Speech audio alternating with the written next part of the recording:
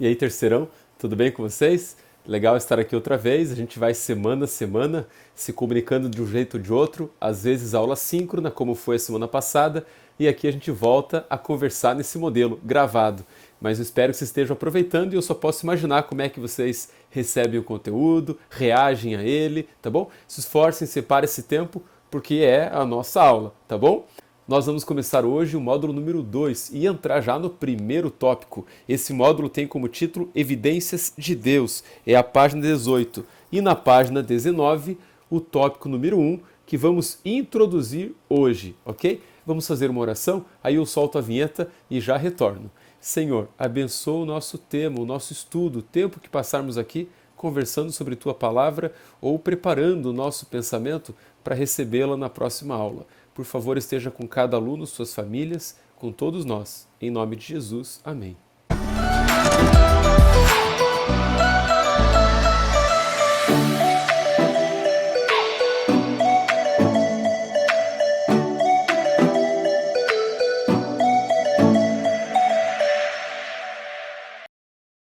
Ok, estamos de novo. Agora então para entrar no módulo 2, Evidências de Deus. Aí você pergunta, pastor, a gente já não estudou sobre evidências da existência de Deus no módulo 1? Já estudamos, mas aqui a abordagem é um pouco diferente. Lá, os argumentos que estudamos eram de natureza lógica, racional, que inclinavam o indivíduo a pensar que Deus de fato existia. Eu falo inclinar o indivíduo a pensar dessa maneira porque você lembra que não existe provas da existência de Deus, como também não existe prova da sua não existência. Existem evidências. E a somatória dessas evidências, esse conjunto de evidências, de pistas, deve favorecer o indivíduo a um lado ou ao outro. E eu acredito que essas evidências nos inclinam, nos favorecem a pensar que Deus de fato existe. E mais do que isso ainda, ele não apenas existe, mas ele é um Deus pessoal que procura e está buscando se relacionar conosco. É assim que eu acredito, que seja a sua crença também. E hoje nós vamos ver outros tipos de argumento.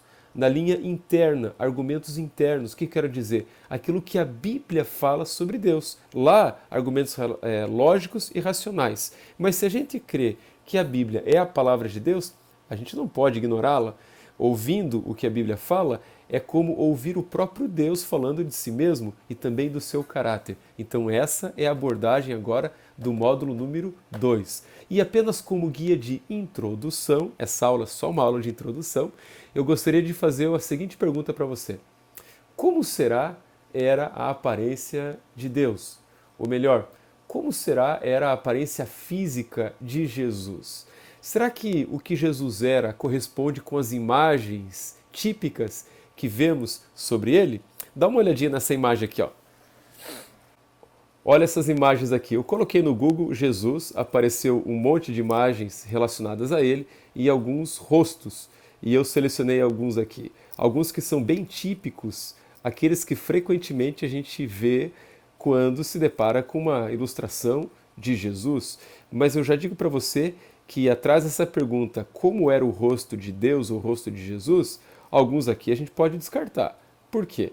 Porque se a gente está pensando em Jesus, um judeu do primeiro século, então definitivamente ele não tinha nenhum traço europeu, como alguns desenhos desse aqui, olha, olhos azuis, cabelos claros, pele clara, não, dá para descartar vários aqui. Esse aqui não se encaixa muito com a minha visão particular de Jesus, eu tiraria ele também, né? Tá meio romantizado, meio assim, Dom Juan, meio conquistador, né? Não me parece ser o que era Jesus, não.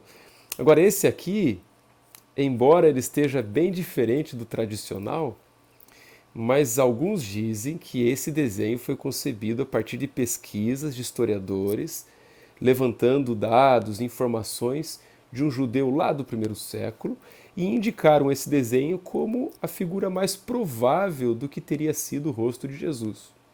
Contraria os nossos padrões, né? Mas será que era desse jeito aqui? Já que estamos pensando na aparência de Jesus, vou trazer mais uma curiosidade. Olha só. Você provavelmente já ouviu falar no Santo Sudário ou no Sudário de Turim. Esse é um tecido de linho que supostamente envolveu o corpo de Jesus depois de sua crucifixão.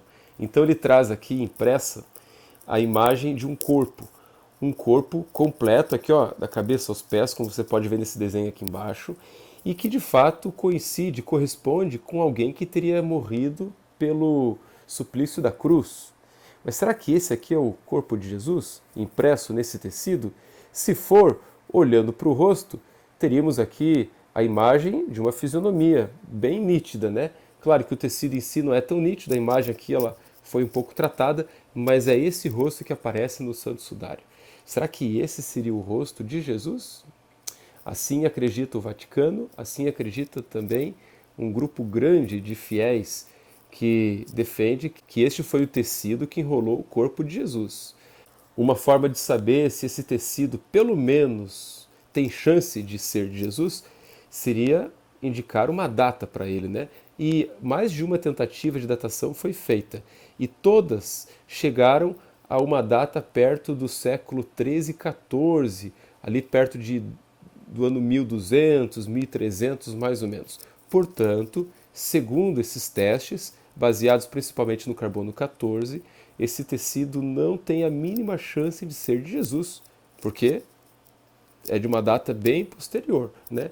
Apesar disso, contrariando essas datações, o Vaticano continua afirmando que é, os fiéis também acreditam que sim, é uma questão de fé. Esse tecido continua em poder do Vaticano e está com o Vaticano desde 1983, desde que foi doado pela Casa de Saboia, lá em 1357. Pelas informações que tive, a última vez que ele foi exposto ao público foi em 2010, e todas as vezes que isso acontece, ele é visitado por muitas pessoas. Mas está aí, só para colocar um pouco de lenha aqui na nossa discussão. E já que a gente está falando de lenha, de curiosidades, deixa eu mostrar mais uma imagem, no mínimo curiosa, para você. Olha só. Essa gravura do perfil de Jesus foi feita pelo retratista John Sartain em 1866. Ela foi baseada numa escultura em esmeralda do perfil de Jesus, que era de Tibério César e que foi dada ao Papa Inocêncio VIII.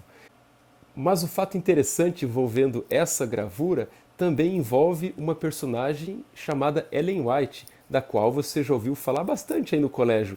Para nós adventistas, Ellen White foi uma profeta de Deus. A Bíblia fala que Deus pode escolher profetas em qualquer tempo, em qualquer lugar. Inclusive, apresenta testes que devem ser aplicados a qualquer pessoa que se declare como profeta. Ellen White diz que estava recebendo visões, foi testada de acordo com os critérios bíblicos, até que foi reconhecida como profetisa, mensageira do Senhor. Assim, nós aceitamos. Ela teve um ministério longo, começou em 1844 e ela morreu em 1915. Escreveu centenas de livros, milhares de páginas, e cremos que aquilo que ela escreveu também é instrução de Deus a nós. Mas houve um fato curioso no ministério, na vida dela, que um dia ela foi visitar uma senhora chamada Abby Kellogg.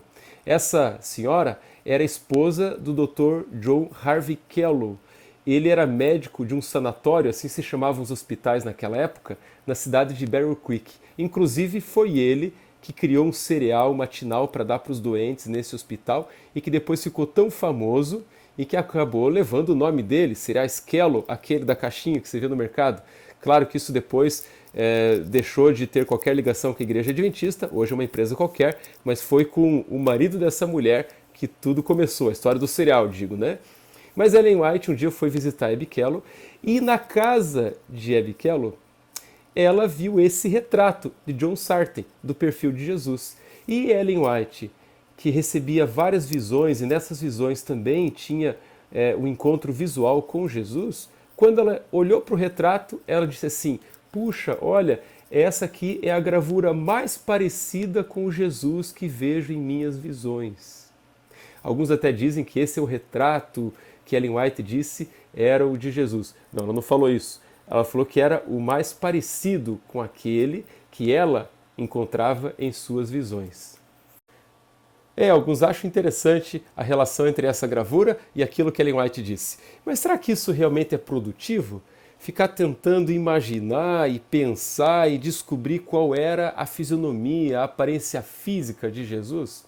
Olha, na verdade a Bíblia não se preocupa com isso. E essa também não deveria ser uma preocupação nossa. Eu falei isso tudo apenas como guia de introdução para você entender que essa não deve ser a nossa maior preocupação. O nosso esforço não deve estar nessa direção, mesmo porque as informações são muito limitadas demais. A nossa intenção e a nossa preocupação, o nosso esforço deve ser por conhecer Jesus, por conhecer Deus, mas não a aparência, mas sim o caráter. E qual é o meio, qual é o retrato do caráter de Deus? É a Bíblia. E é nela que a gente vai encontrar as informações para reforçar a nossa noção do Deus que existe, do Deus pessoal, do Deus que tem um plano especial para a gente. Então, na próxima aula, a gente vai entrar nesse tópico número 1, que está aqui o título, olha, o rosto de Deus. Mas você já viu que não é o rosto que vamos buscar, não é a aparência física, é o seu caráter, aquilo que de fato a Bíblia revela. Gente, fiquem com Deus, até a próxima aula, estejam atentos ao roteiro e realizem as atividades que são propostas lá. Até a próxima semana. Um abraço.